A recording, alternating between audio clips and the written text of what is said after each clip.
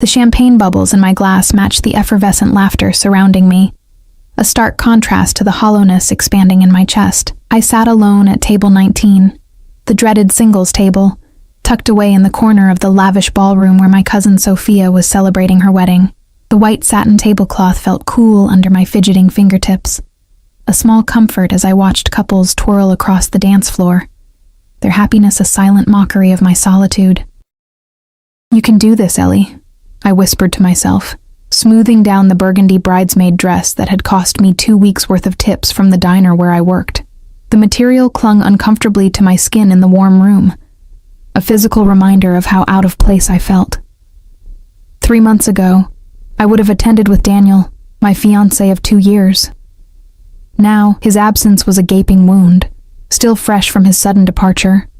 "I'm not ready for this life, Ellie," he had said, packing his things while I stood frozen in our small apartment. "I need someone more ambitious."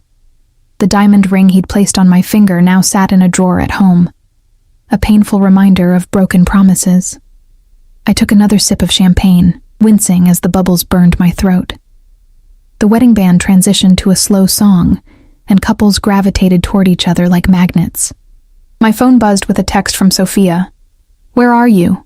Come dance. There are tons of single guys here."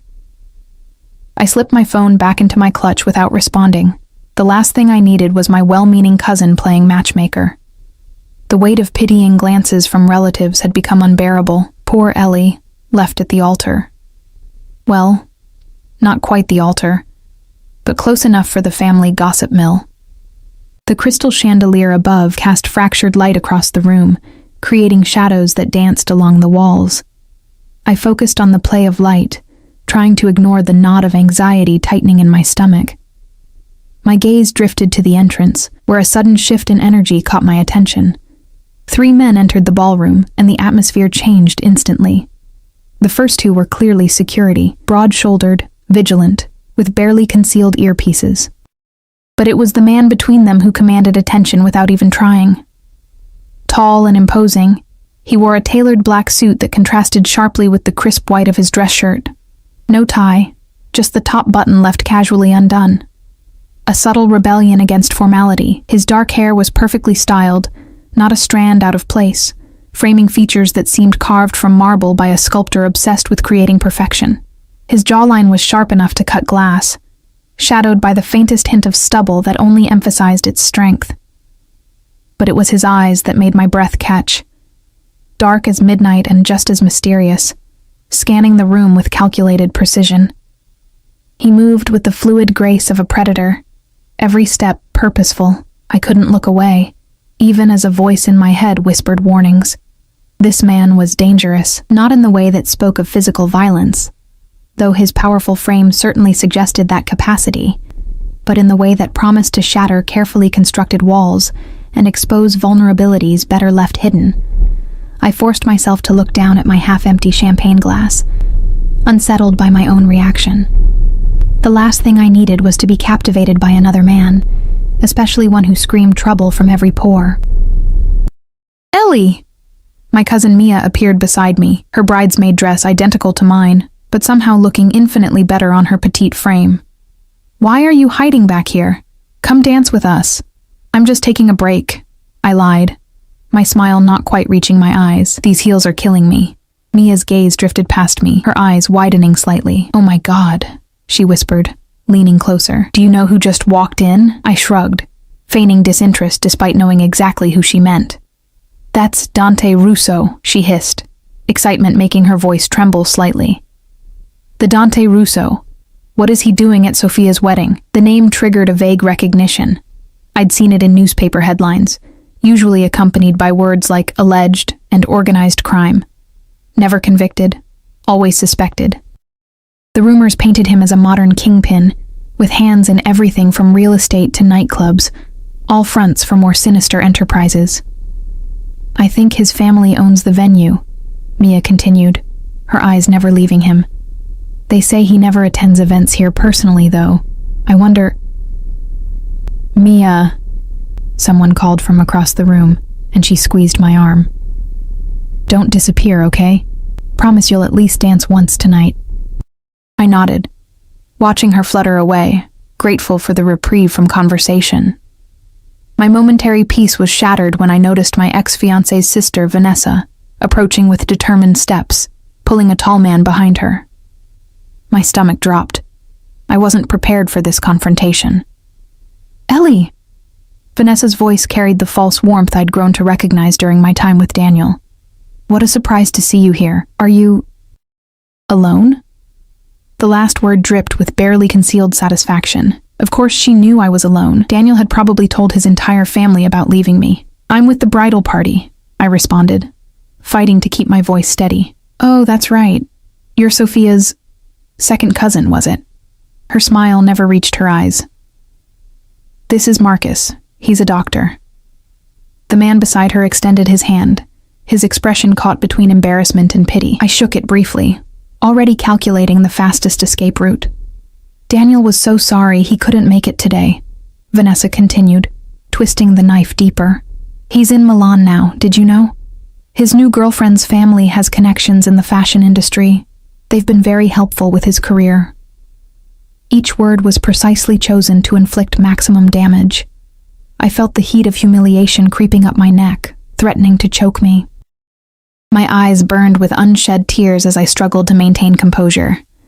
"I should check if Sophia needs," I began, preparing to stand. "Actually, she's waiting for me," the deep voice came from behind me, smooth as aged whiskey and just as intoxicating. A large hand settled gently on my bare shoulder, warm and steady. I didn't need to turn to know who it belonged to. Somehow, Dante Russo was standing behind my chair, his presence immediately dominating the small space. I apologize for being late, Tesoro. His Italian accent caressed the endearment, making it sound sinfully intimate. He leaned down, his lips close to my ear as he whispered, "Pretend I'm your husband tonight." Before I could process his words, he straightened and extended his hand to Vanessa, whose expression had transformed from smug superiority to stunned disbelief. "Dante Russo," he introduced himself, his tone pleasant, but carrying an undercurrent of authority that made it clear he was accustomed to being obeyed. "Ellie's husband." The lie hung in the air between us, outrageous and impossible. I should have corrected him immediately, should have pulled away from his touch that still burned against my skin. Instead, I found myself frozen, caught in a strange limbo between shock and inexplicable relief. Vanessa's eyes darted between us, clearly trying to reconcile this development with what she thought she knew. Husband?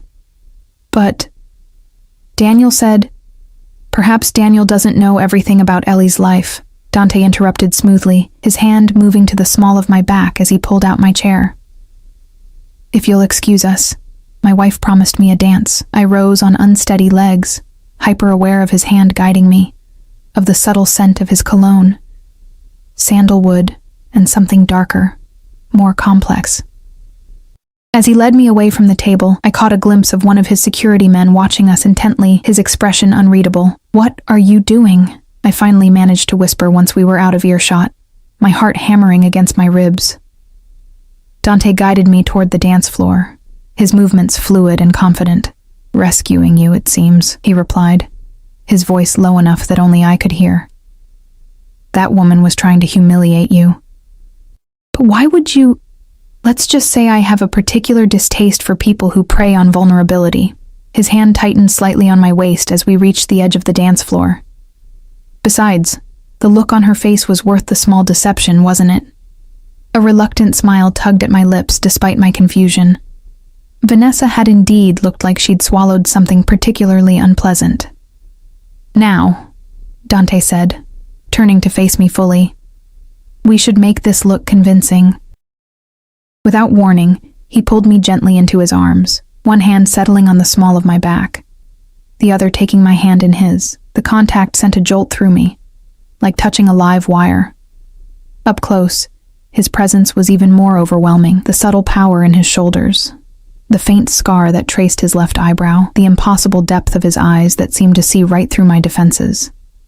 "I don't even know you," I said, trying to ignore how perfectly I seemed to fit against him. "That's the beauty of pretense, isn't it?" His lips curved into a smile that transformed his severe features, making him look younger, almost boyish. We can be whoever we want for one night.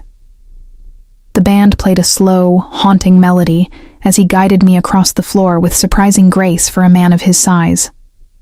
I was acutely aware of the eyes following us, curious, speculative, envious. For a brief, dizzying moment, I allowed myself to enjoy the fantasy.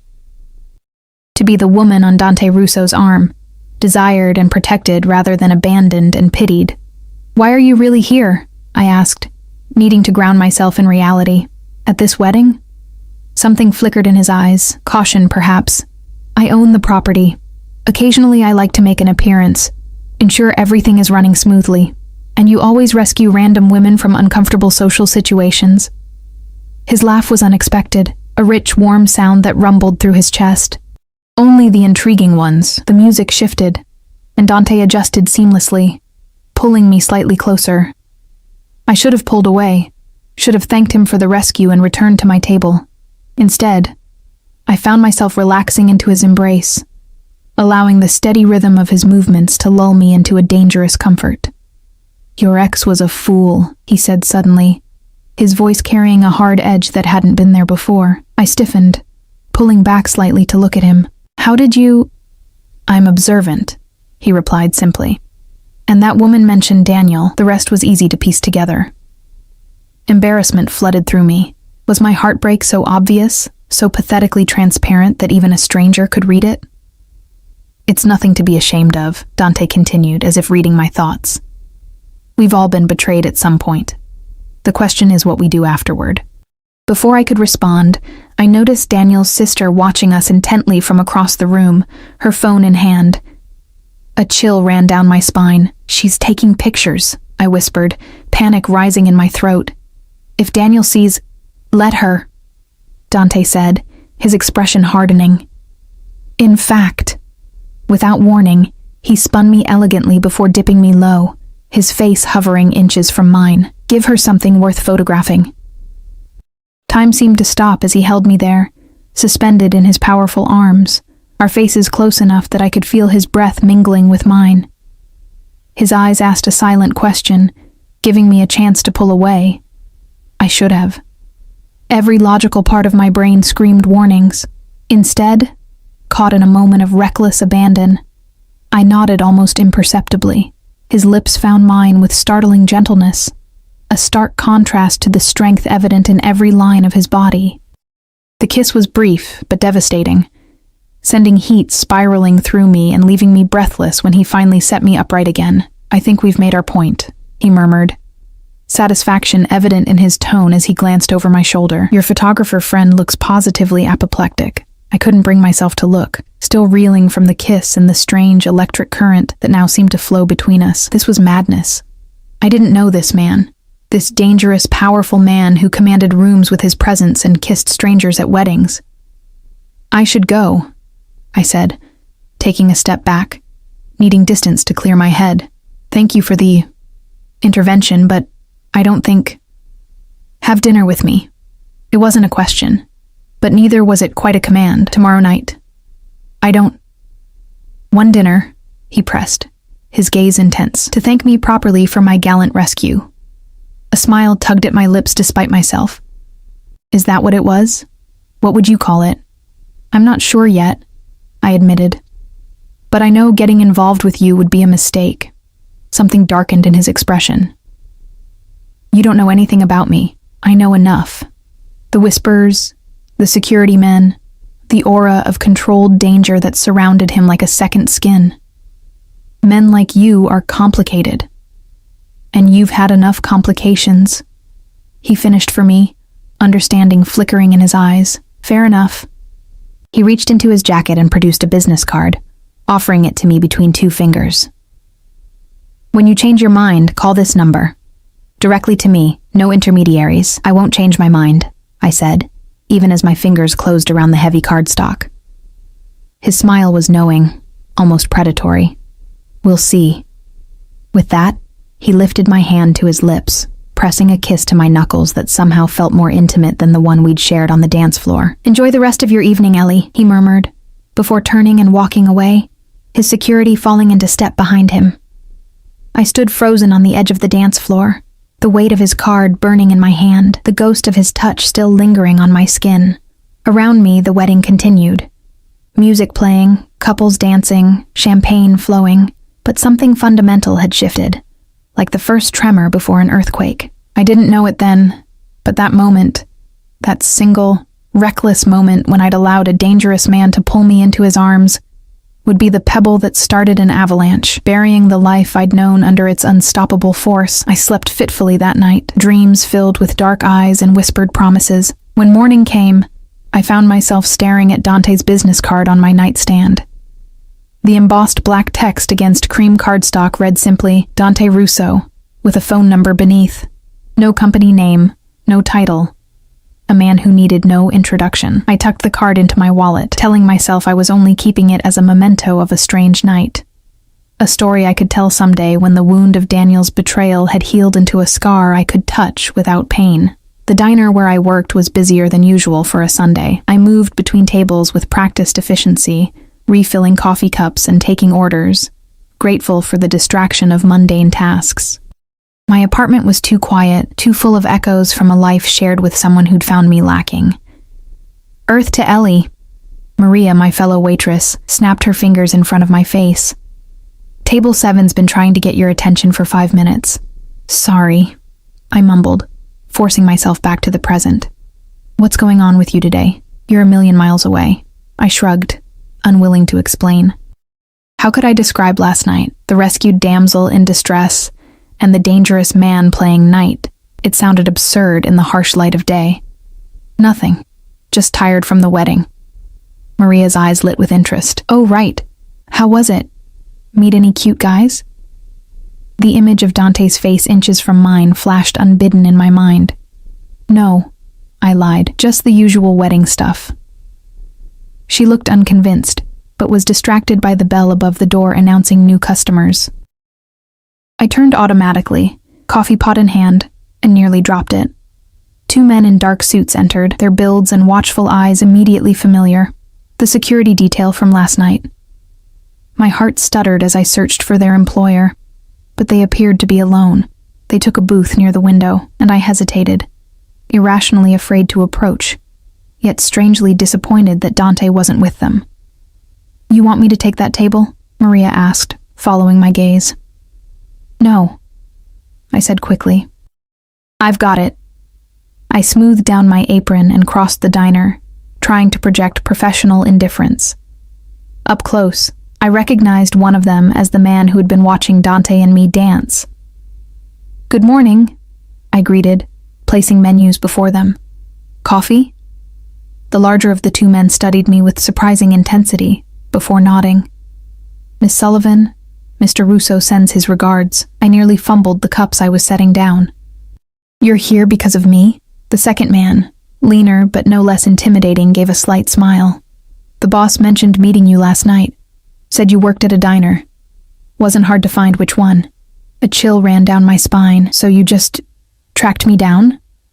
We were in the neighborhood, the first man said, his tone making it clear the conversation was over.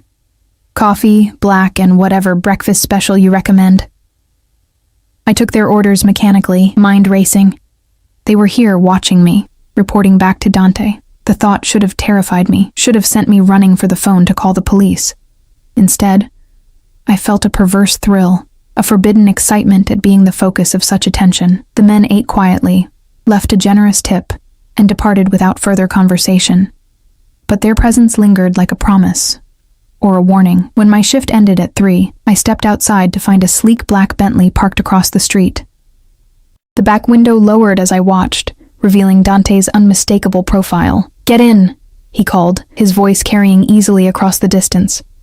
I hesitated, aware of Maria watching wide-eyed from inside the diner. I don't recall agreeing to see you again. Yet here I am. There was amusement in his tone, as if my resistance was an entertaining diversion. I thought I'd save you the trouble of calling. That's presumptuous. I prefer optimistic. He pushed open the door. 15 minutes. That's all I ask. 15 minutes. What harm could come from 15 minutes? I crossed the street before I could talk myself out of it, sliding into the leather interior that smelled of expensive cologne and new car. "Your men were in my diner this morning," I said, as the car pulled smoothly into traffic. A driver I hadn't noticed behind the wheel. "Marco and Vincent," Dante confirmed, seemingly unconcerned by my accusatory tone. "They said you make excellent coffee. They were checking up on me. They were ensuring you weren't inconvenienced by our little performance last night." He turned to face me fully, his expression serious. "Did Daniel's sister cause any more trouble?" The question caught me off guard. I'd expected denials or evasions, not what sounded like genuine concern. "No," I admitted. "But she definitely sent those photos to him. He texted me at 2 a.m. demanding to know who you were." Something dangerous flashed in Dante's eyes. "And what did you tell him?" "Nothing. I blocked his number." The small act of defiance had been strangely empowering. He lost the right to question my choices when he walked out. Approval warmed Dante's expression. "Good." The car turned onto a tree-lined street in one of the city's most exclusive neighborhoods, where old money mingled with new power behind wrought iron gates and manicured hedges. We pulled into a private drive, stopping before a stunning modern mansion of glass and stone. "This isn't 15 minutes, I protested as Dante opened his door. "Where are we?" "My home." He extended his hand. "And I promise, if you want to leave after 15 minutes, my driver will take you anywhere you wish to go." Curiosity won over caution. I placed my hand in his, allowing him to help me from the car. His touch sent the same electric current through me as it had last night. Unwelcome, yet undeniable. His home was a study in understated luxury. Soaring ceilings, minimalist furnishings in shades of gray and black, floor-to-ceiling windows overlooking a perfectly landscaped garden. No photos adorned the walls, no personal touches betrayed the man who lived here. It could have been a museum, or a high-end hotel. "You live here alone?" I asked, following him through the foyer. "I value my privacy." He led me to a sunlit kitchen that looked barely used, its gleaming surfaces pristine. "Wine?" "It's 4 in the afternoon. Is that a no?"